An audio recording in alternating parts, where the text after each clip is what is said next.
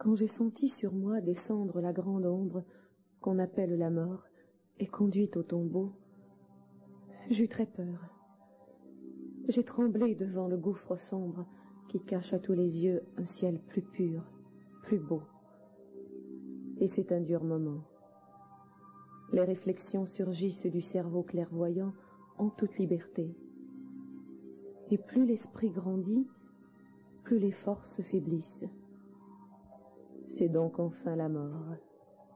Non, c'est l'éternité.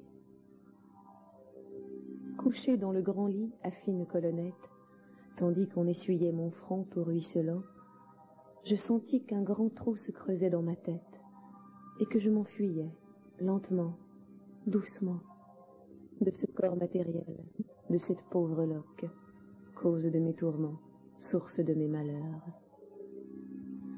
Je cherchais à parler, mais ma voix était rauque. J'essayais de pleurer, mes yeux restaient sans pleurs. Et je me vis alors, le masque du cadavre. Mon sang déjà glacé ne pouvait plus courir. Une femme priait en disant « Ça vous navre.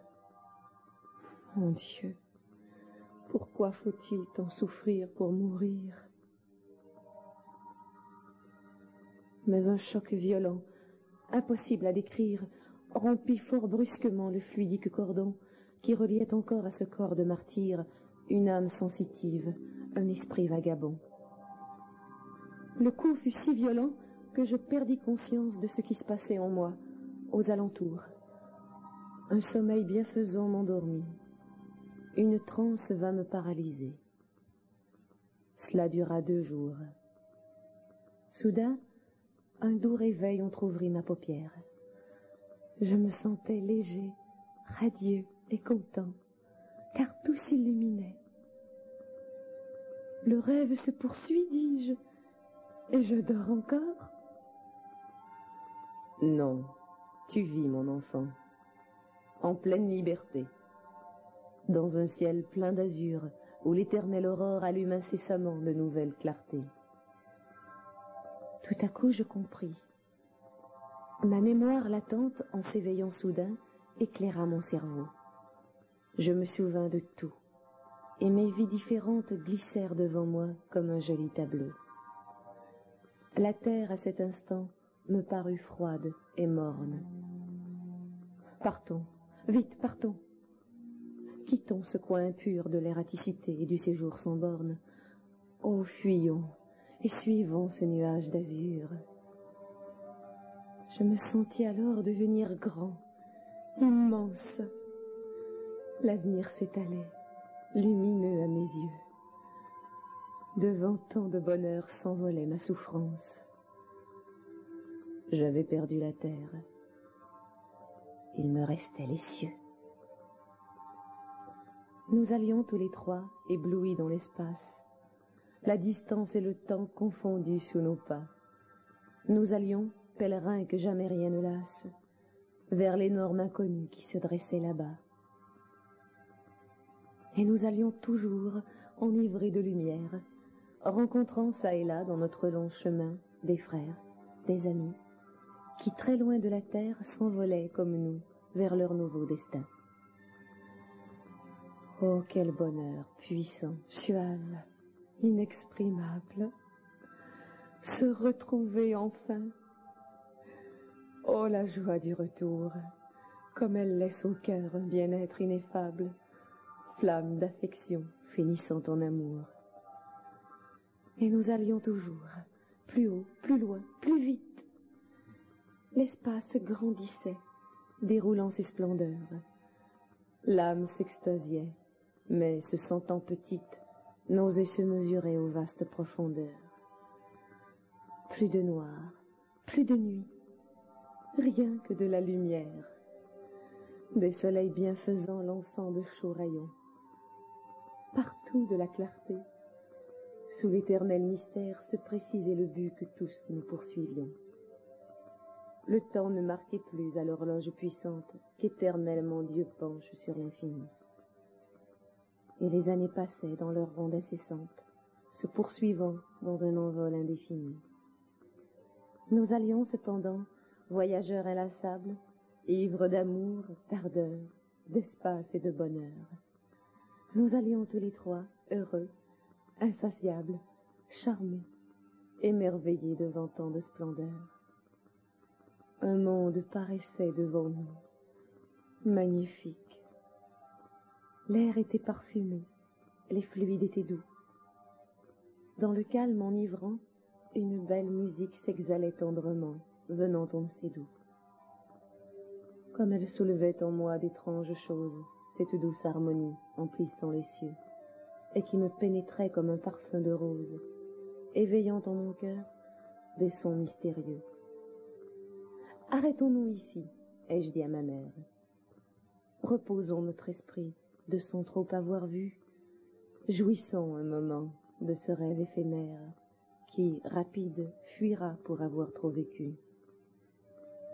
Contemplons ces heureux qui dans cette retraite exhalent en accent les souffles de leur cœur. Écoutons ces accords si purs, ces airs de fête, qui font monter vers Dieu l'hymne ardent et vainqueur. Combien d'esprits, lassés du long pèlerinage comme nous, arrêtés en ce paisible lieu, se reposaient enfin du pénible voyage que tout être accomplit pour arriver à Dieu. Un brouillard lumineux, une longue tunique dessinait vaguement des corps aux fins contours. Les fronts s'auréolaient d'une lueur magique, les yeux étincelaient de tendresse et d'amour. J'étais émerveillée. Mais ma mère de me dire « Ceci, c'est le soleil. Mais veux-tu voir la nuit? Veux-tu voir les méchants, les esprits en délire, désirant un repos qui se dérobent et fuient ?» Alors, dans un ciel noir, je vis des êtres pâles, écrasés de remords.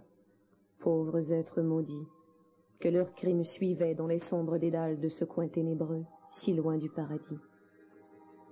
Certains me regardaient, essayant de comprendre. D'autres, les plus mauvais, proférant des jurons, menaçaient cet ami dont le cœur bon et tendre venait leur apporter l'amour et le pardon. Oh ma mère, partons. Ce spectacle me brise.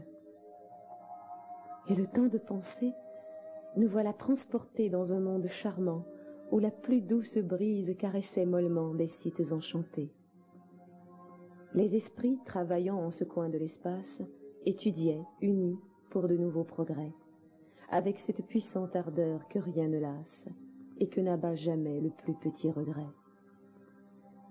Leur corps était nourri de ces fluides qui passent en ondes lumineuses et en brouillard léger, et qui dans le ciel pur naissent et puis s'effacent, pour renaître bien mieux et pour recommencer. Et l'on voyait jaillir de fugitives flammes de ces cœurs passionnés, dont les souffles ardents s'unissant en beauté et rapprochant les âmes, confondaient en amour, roi, riche et manant. Reste là, mon enfant, écoute le mystère, me dit tout doucement ma mère en s'en allant. Nous reprendrons bientôt notre course légère à travers l'infini, peuplé d'astres géants. Enfin, un beau matin, tandis que l'aube pâle ouatait lentement les coteaux d'alentour, faisant là du saphir et plus loin de l'opale, ma mère m'apparut. Elle était de retour. « Viens, me dit-elle alors. » Et tous deux dans l'espace, nous repartions bientôt dans un orbe d'azur, sans connaître un moment la fatigue qui lasse l'homme le plus ardent, le plus fort, le plus dur. « Mais où allons-nous donc ?» ai-je dit à ma mère. « Ces chemins, ces lieux, mais c'est du déjà vu. » Enfant, nous revenons un moment sur la terre, consoler tendrement tous ceux qui t'ont perdu. « Mais c'est le froid, le noir. » Non, c'est le sacrifice, dit ma mère sévère. Tu dois te dévouer à ceux que tu plias à tes nombreux caprices de malade ennuyeux et qu'on doit supporter. Va, et regarde bien. Penses-tu qu'elle oublie celle qui te croit mort, à jamais malheureux, et dont l'ardente voix se lamente et supplie au nom de tes douleurs un avenir heureux? je vis ma jeune sœur à genoux sur la pierre, le front tout écrasé de peine, de douleur. De son cœur jusqu'à Dieu montait une prière fervente pour ce frère aimé dans son malheur. Et je voulus parler, mais son oreille sourde n'entendait pas ma voix. J'avais beau consoler, les pleurs coulaient toujours, et sa tête trop lourde retombait tristement. Ah, j'allais m'envoler, car j'étais impuissant, et je voyais sa peine sans pouvoir la calmer en disant « Je suis là ». Mon âme est libre, enfin libre, heureuse et sereine. Espère, m'entends-tu? Tu me retrouveras. Comment ignorent-ils? Ah, pouvoir leur apprendre l'ineffable bonheur de tous ceux qui s'en vont, pouvoir dire, parler et se faire comprendre de ceux qui sont restés et qui nous pleureront, pouvoir détruire en eux ce doute qui les blesse et torture âprement leur cœur las de gémir, abolir leur frayeur, soutenir leur faiblesse, faire devant leurs yeux scintiller l'avenir. Tandis que je songeais, une voix inconnue me dit « Sois courageux, et tu réussiras. » Qui me parle? Ai-je dit, mais la voix s'était tue. Seul le conseil restait et dirigeait mes pas. Ma mère était partie vers des sphères plus belles. Seul devant l'inconnu, je demeurai rêveur. Ah, j'allais travailler et servir avec zèle cette voix qui venait du ciel ou de mon cœur. J'ai lutté, j'ai vaincu. Après combien de peines, de déceptions, d'ennuis, de découragement. Vous le saurez un jour, quand votre âme sereine viendra me retrouver au fond du firmament. En effet, j'ai vaincu, puisque j'ai pu vous dire « La vie est un sommeil dont on s'éveille aux cieux » et que j'ai pu prouver, proclamer et redire « La mort n'est pas la mort, c'est le retour à Dieu ». Demain, le jour luira. La lumière éclatante sur les cœurs apaisés brillera doucement. L'évolution se fait rude, dure, un peu lente.